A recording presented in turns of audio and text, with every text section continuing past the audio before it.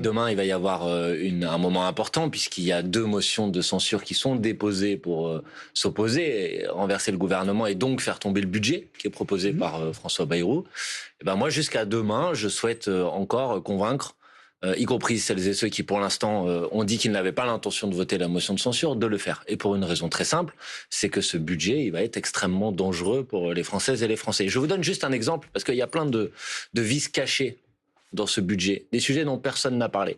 Est-ce que vous savez, par exemple, que dans le budget aujourd'hui proposé par M. Bayrou, il y a une taxe sur les micro-entrepreneurs qui fait qu'aujourd'hui, vous avez 200 000 personnes en France qui vont payer 2 000 euros de TVA en plus que ce qu'ils payaient avant en raison du budget de Mmh. François Bayrou. Est-ce que vous savez qu'il y a dans le budget de François Bayrou une baisse de l'enveloppe consacrée aux aides personnelles au logement, aux APL?